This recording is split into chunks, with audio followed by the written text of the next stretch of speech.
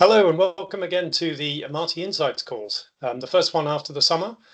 And before we start, just please do take a look at the disclaimer on the screen, which is also available on our website.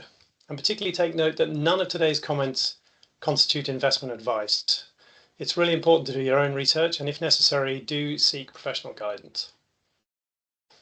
But with that said, I hope everyone had an enjoyable summer, and we wanted to restart these calls with just a quick look at some of the developments that caught our eye over the summer, and maybe give you a taste for some of the issues that we're going to dig into in the coming weeks.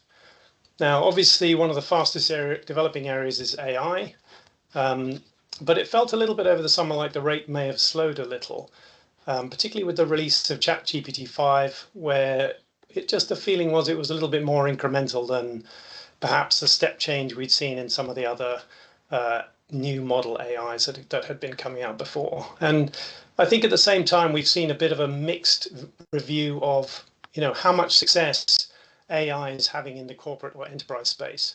Certainly, there was a very important report that came out from MIT that really suggests there's quite a lot of failure of projects that are being looked at the moment. So promising a lot AI, but not yet delivering seems to be the situation. But certainly there's been no slowdown in spending. We're seeing huge capex continuing from particularly the big hyperscalers. You'll notice probably Oracle had bumper orders and the stock performed incredibly well on the back of that. So a huge commitment from the top management of these companies to keep spending on AI. So believing in the dream. And even you may have seen Meta, Mark Zuckerberg, paying $100 million sign-on bonuses for the right AI talent. So clearly an area where there's still a lot of spending and a lot of focus.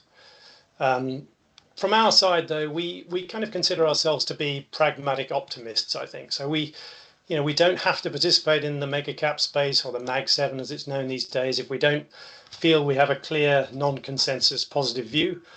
And in fact, we see lots of other opportunities elsewhere, some of which are influenced by or being driven by AI, but maybe not at the top, which is garnering all the attention. So there are a lot of areas we think where development is happening still at pace or even accelerating. And the point of today really was just to give you an insight into some of those and maybe some of the areas that we will dig into as we go through the year and through these insight calls. So maybe just enough from me. Gareth, do you want to kick us off with what caught your attention over the summer? Yeah, so one of the areas that saw rapid progress over the summer was the kind of growing use of Alzheimer's disease diagnostics. And we've been kind of keeping an eye on this area now because there are new therapies on market and there's many more coming that are in late stage development. But interestingly, the current diagnosis of Alzheimer's relies on PET scanners. And there are a limited number of these anyway. And there are a limited number in specialized dementia clinics. And when you combine that with the number of patients that are referred into these clinics, it means that patients can't actually get scanned before their disease progresses. And that makes them ineligible for these new treatments that are generally targeted at earlier stages of disease. So really a simpler and quicker blood-based test would remove these issues. It could be administered in general practice and it would open the door to a screening program. And what the FDA has done is approve a first blood-based diagnostic for Alzheimer's. And that's actually offered through one of our portfolio companies, LabCorp. Also, the Alzheimer's Association updated its clinical guidelines to include for the first time blood-based tests for diagnosis. And that's really key in driving awareness and acceptance and really scaling use, and just kind of labor the point in terms of the commercial importance of guideline inclusion. Over the summer, the American Academy of Pediatrics updated guidelines to include whole genome sequencing for certain rare diseases that are poorly diagnosed in newborns. And this benefited our portfolio company, GeneDx, which is a leading specialist provider of whole genome sequencing for rare diseases. And the guideline inclusion unlocks an opportunity in newborn testing that is 2.5 times the company's current addressable market. So it really does matter that the progress is being made on these fronts. and just changing gear quite literally to humanoid robots. So this is a very hot new subject, and even though it's still kind of a bit out in the future, over the summer you had several kind of announcements that piqued our interest. So Tesla talked about a big proportion of its future value coming from its Optimus robotics project, and the CEOs described this as potentially the biggest product ever. You also had NVIDIA announced that robotics has entered its adolescence and started launching new products over the summer for the robotics end market. And it might be a bit too early to tell, but in our experience, it can be another kind of classic case where the enablers of this innovation could be a vendor agnostic way to benefit from growth in the category. So an example of this would be our portfolio holding Allegro, which is a leading provider of speed and positioning sensors. And these are essential components of both robotic control and precision. Yes, sticking with technology team, there are quite a lot of interesting steps forward in some of the innovation frontiers, which we liked for a while and seen real acceleration during the summer. And one of them is a niche but increasingly important technology of RFID. So you may have heard from us before we published a paper on this, that this has been really helpful in retail and logistics. So, whether you're shopping at Uniqlo for automatic checkout, or you're receiving UPS packages, which are all RFID tagged, that helps track inventory in the supply chain, help identify where the product is on the shelf, make sure no delivery mistakes are made. The biggest prize, this technology is already proliferating widely, and is getting into general retail. So Walmart is adopting it and applying it category by category. But the biggest prize has always been food. The prospect of tagging individual food products in supermarkets with this RFID tags, with fantastic implications for preventing spoilage, improving inventory visibility, and so forth. And the industry was sort of hopeful but cautious in forecasting when this will really take off. And this summer, it looks like it's started to take off. So Kroger, which is the biggest supermarket, I should say, chain in the US, is adopting RFID for their bakery. But there are other pilots, including among some very large supermarket chains, which are aiming to tag everything. And the other, even potentially more exciting kind of vision of the future for RFID technology is that Qualcomm, which, as we know, dominates the world of wireless chips, has decided to support RFID in their mobile device modems. So in the same way as your phone now has, an ability to wirelessly pay using credit card or connect to the Bluetooth or Wi-Fi, whatever it is, Qualcomm vision for your phone is in a few years' time, it can read RFID tags, opening the possibility that you can scan your home pantry inventory or know what's in your fridge, or just in my case, find that lost item that you've been trying to find in your clutter for a while, as an imminent possibility. Obviously, very good for RFID supply chain, which we have some investments in. The other step forward, again, in one of our long-held innovation frontiers, happened in photonics. And what happened there is we have long held a view that it's technologically inevitable that transmitting data from point A to point B in more and more cases is going to move from electrons within copper wires, to photonics. It's just a fundamentally faster way to move a lot of data at a much lower energy consumption. And we're moving more and more data in more and more places at faster and faster speeds. And photonics industry scored two very important wins this summer.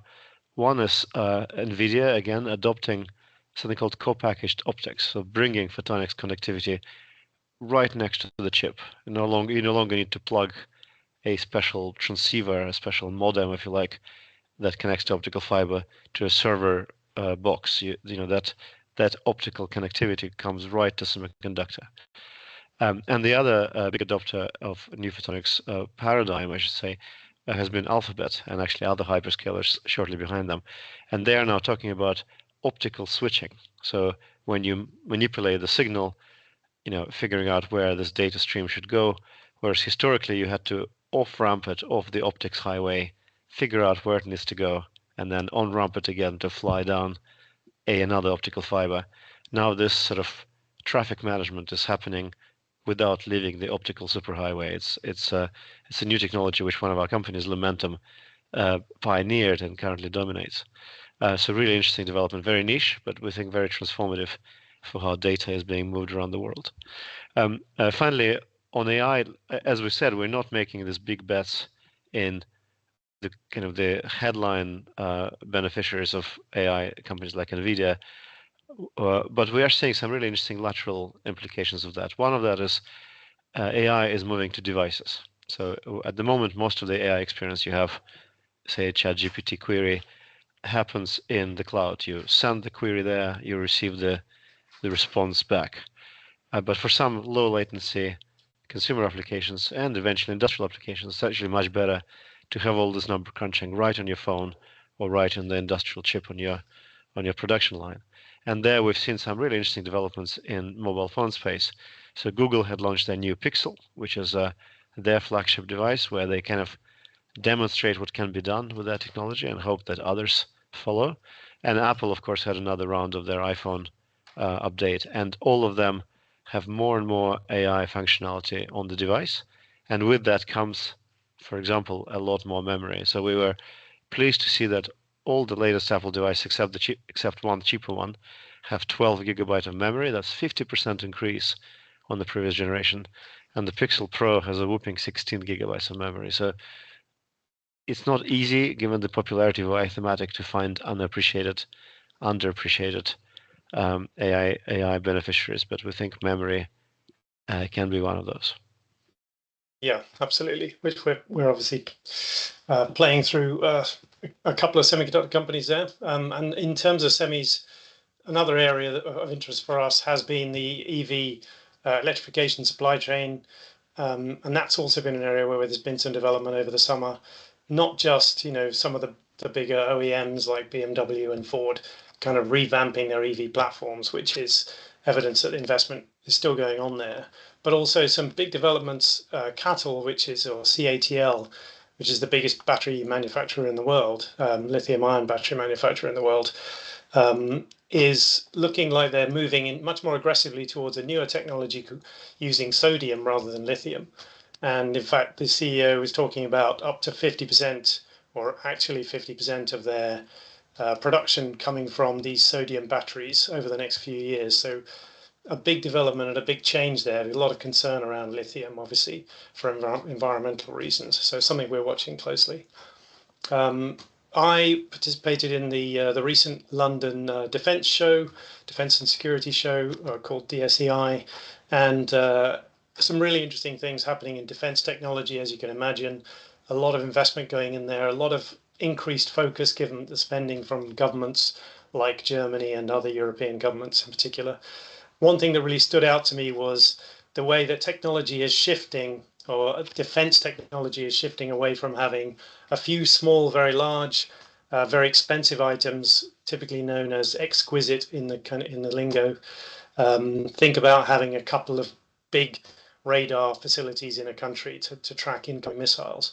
Well, what we saw in Ukraine was that very quickly those few, very big, very expensive sites were taken out, and that then put the country in a big problem.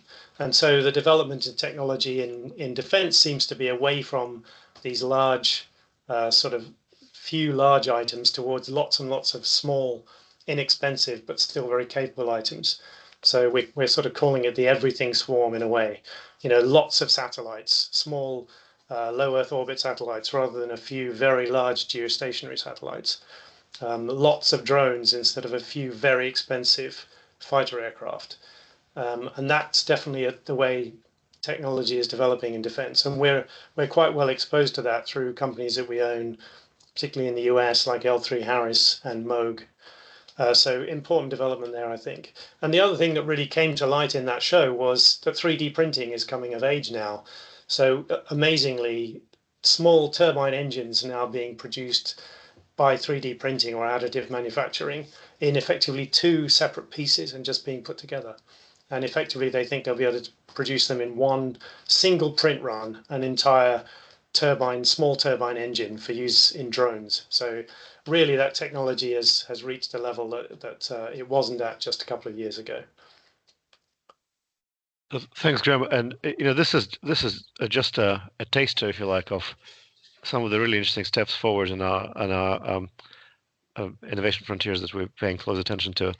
There's a lot more going on beyond, the kind of headline AI, ChatGPT, and data center capex thematics, and the way we're investing, as those of you who follow us closely know, is we think there's quite a lot of this innovation frontiers to pursue in a fairly diversified innovation portfolio, and that's what we're doing. We will be digging into this, as Graeme mentioned, in a lot more detail over the next weeks and months, and we'll give you more detail and as time goes by. But stay tuned, and we look forward to speaking to you again every 2 weeks on Tuesday in the morning UK time. So thanks very much for your attention. I'll speak again soon.